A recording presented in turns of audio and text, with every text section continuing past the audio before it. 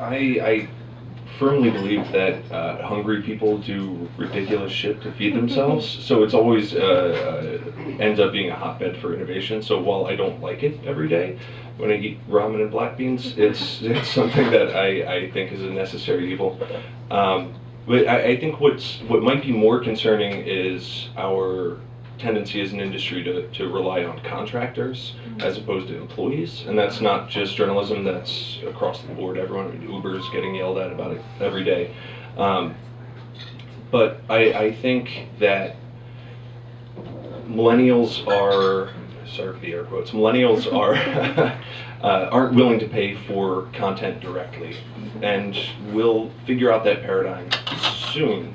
But for right now, it's sort of what we have to do, as awful as that sounds. Do you eat ramen and black beans together? No.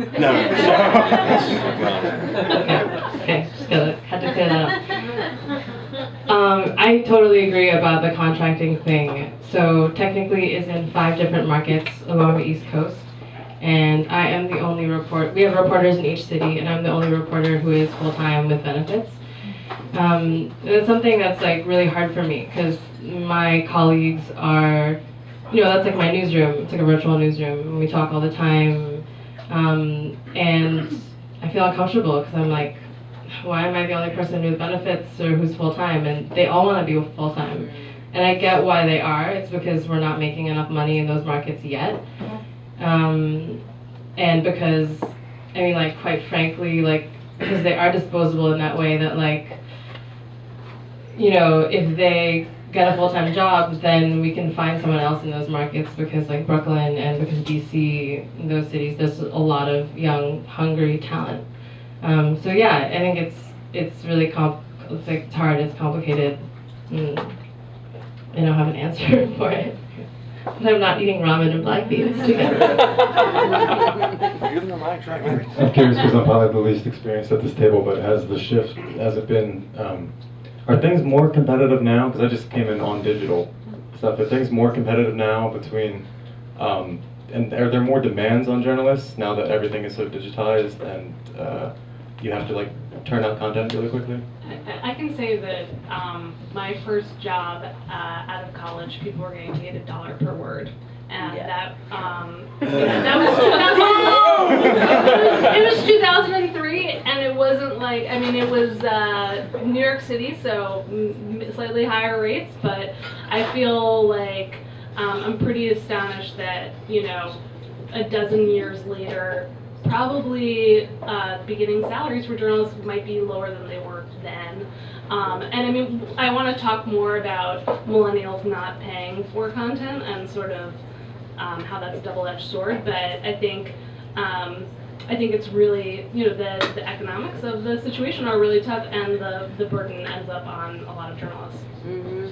And I think we're often put in a position where we have to be so careful in negotiations. I remember when I was offered a full-time job at WHYY, I was just so grateful that I didn't even dare to ask, like, don't you think that salary is kind of ridiculous? I didn't say that, because I was just like, oh my God, I'm gonna get a job and I'm gonna get benefits. I was like the most excited person there, and I was producing 3 shows which previously had been done by 3 people, so it was laughable, but I did it, and I did it gladly.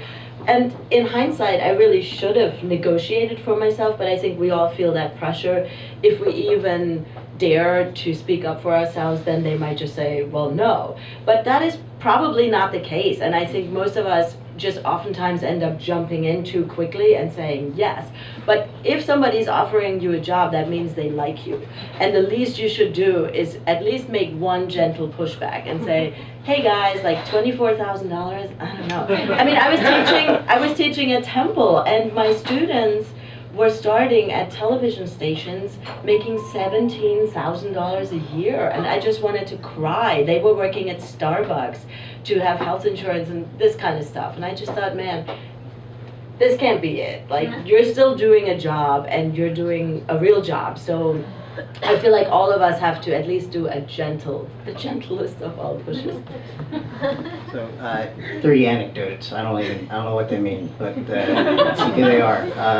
So I got my first paid job ever was $50 for like a story for Hidden City, and I certainly don't blame them for paying very little. They do so much on their budget.